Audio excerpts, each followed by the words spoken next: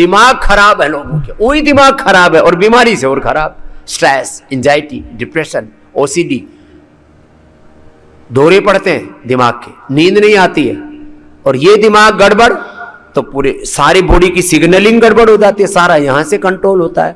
कितने हार्मोन्स हैं साहब दिमाग में, और कितने केमिकल्स हैं, कितने क्या क्या तंत्र हैं। ये 1.5 किलो का दिमाग।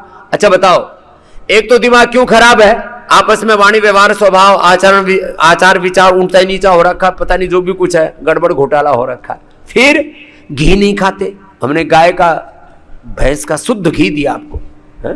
ये पहले कुछ ना, हमने पहले तो देश को गाय का घी पतंजलि ने खाना सिखाया, एक बार जोरदार अभिनंदन भाई। हाँ, फिर कुछ लोग ना सफेद घी खाने की आदत थी, कुछ को ना देसी घी दानेदार सफेद घी खाएंगे, तो हमने भैंस का भी सफेद घी भी दे दिया एकदम। भैंस का देखो, थोड़ा भैंस के घी में थोड़ा, जिनको वात रोग है उनको नहीं लेना चाहिए, बाकी सब खा सकते हैं।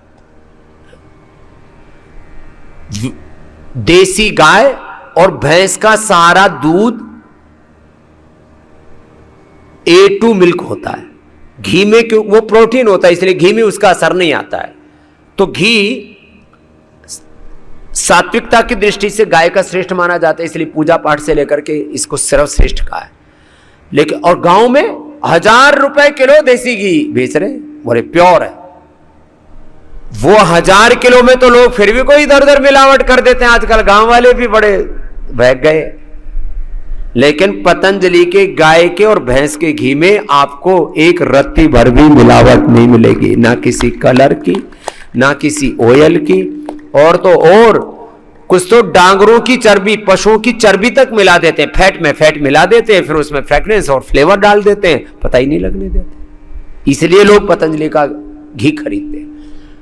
ब्रेन 1.5 किलो का है, 1 किलो 400 ग्राम के आसपास का, किसी का 1.5 किलो तो होगा, हो किसी को ज्यादा ही तगड़ा हो तो इससे ज्यादा तगड़ा, इससे ज्यादा भारी भरकम नहीं होता है। और वो 80% किससे बनता है, घी और तेल से, कोलेस्ट्रॉल से, चिकनाई से बनता है। उसको अल्टीमेटली कहे एक शब्द में, किससे बनता है, चिकनाई से। और चिकनाई तुम खाते नहीं हो, चिकनाई खाएंगे कोलेस्ट्रॉल बढ़ जाएगा। अरे बावलो, मैंने एक महीने में 3-3, 5-5 किलो घी खा रखा है, तो अभी तक तो हम हार्ट अटैक होकर के मोक्ष में पहुंच जाते। और अभी भी घी तो वो तो हमारा मतलब प्रिय फूड आहार है, तो खाते, दिमाग बड़ा अच्छा रहता है इससे। तो घी खाना कम कर दिया। दूसरा, ओंकार और गायत्री का जप करने से बुद्धि अच्छी होती है, वो जप तप करना बंद कर दिया। हवन करने से बुद्धि अच्छी होती है, ध्यान करने से अच्छी होती है बुद्धि, वो भी बंद हो गई। तो दिमागी रोग हो गए। ओजोन थेरापी, श्रृंगी थेरापी, वात मोक्षण, रक्त मोक्षण, अग्निकर्म, यौगिक फिजियो भी कराते हैं। फिजियोथेरापी का भी अपग्रेड वर्जन है यहां पर। सिरोधारा से लेकर के, अक्षि तर्पण से लेकर के, नस्से से लेकर के, स्टीम से लेकर के, कर्णपुर से लेकर के, अलग अलग प्रकार के अभ्यंग, स्नेहन, स्वेदन, वमन, विरेचन, रक्त मोक्षण, धोतिर्भस्तिस् तथा नेतिस्त्राटकम नोलिकम तथा कपाल भाति शैतानी षटकर्माणि प्रचक्षते, सारे षटकर्म को भी कराते हैं। उपवास, उपासना, अलग अलग रोगों में अलग अलग प्रकार से फास्टिंग कराते हैं। निर्जला उपवास, जलोपवास, रसोपवास। फिर उपवास का ही हमने एक नया स्वरूप तय किया है, तक्रकल्प, तक्र पर उपवास, तक्र उपवास, क्षीरोपवास, क्षीरकल्प। अब लीवर की प्रॉब्लम ज्यादा बढ़ जाती है तो हम उसको गॉट मिल्क देते हैं, शुगर अर्थराइटिस में कैमल मिल्क देते हैं। तक्रोपवास, क्षीरोपवास, तक्रकल्प, क्षीरकल्प। वात रोगों में वातकल्प, वात, पित्त, कफ, इन रोगों में एक विशेष डाइट हमने तय की। मधुमेह में मधुकल्प, खीरा, करेला, टमाटर का जूस ही देते हैं, पेनक्रियाज को पूरा अवसर देते हैं उभरने के लिए। कल ही मैं मिल रहा था कुछ बच्चों से, टाइप 1 डायबिटीज़ का मुख्य 3 कारण पता लगा है अभी तक मुझे। Synthetic medicine, synthetic nutraceuticals, vitamins, synthetic food. लंबे समय तक बच्चों को एंटीबायोटिक्स दे दी, एंटी एलर्जिक दवा दे ली।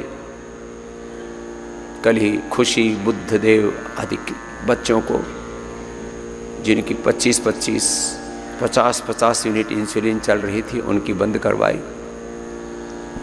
किसी की 1-2 दिन में हो जाती है, किसी को 5-7 दिन लगते हैं। धीरे धीरे करके कम कर देते हैं। जब बाहर से इंसुलिन लेना कम करते हैं तब शरीर अपने आप बनाने लगता है। किसी की 1 ही दिन में, किसी की 2 दिन में, किसी की 7 दिन में, किसी की 10 दिन में बंद हो जाती है।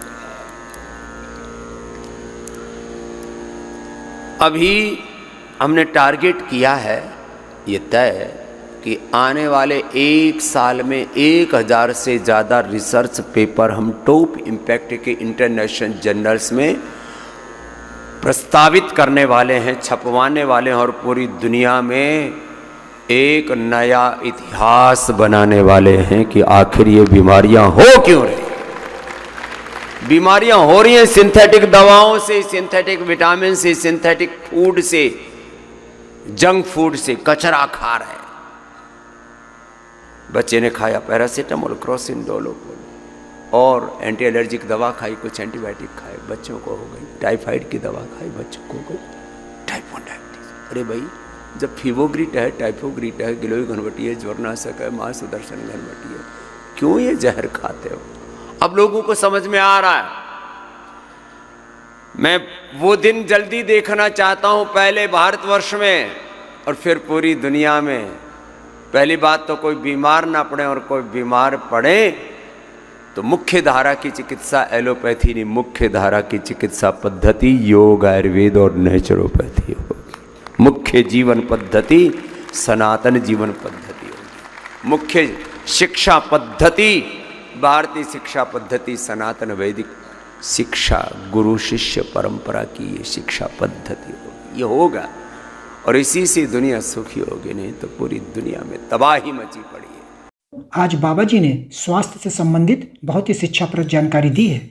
आशा करता हूं कि यह स्वास्थ्य से संबंधित शिक्षाप्रद जानकारी आप लोगों को अवश्य पसंद आई होगी। तो दोस्तों, अगर यह शिक्षाप्रद वीडियो आप लोगों को पसंद आया हो तो इस वीडियो को लाइक करें और अधिक से अधिक लोगों को शेयर भी करें, जिससे और भी लोग यह शिक्षाप्रद स्वास्थ्य संबंधी जानकारी का लाभ उठा सके। और दोस्तों, अगर आपने हमारे चैनल को अभी तक सब्सक्राइब नहीं किया है तो तुरंत हमारे चैनल को सब्सक्राइब भी कर लें, जिससे आप लोगों को नोटिफिकेशन के माध्यम से बाबा जी के यह शिक्षाप्रद वीडियो तुरंत प्राप्त हो सकें, जिससे आप लोग इसी तरह स्वास्थ्य संबंधी शिक्षाप्रद जानकारियों का लाभ उठाते रहें। तो दोस्तों, कल फिर किसी स्वास्थ्य संबंधी शिक्षाप्रद वीडियो के साथ आप लोगों के समक्ष फिर से प्रस्तुत होंगे। तब तक के लिए नमस्कार।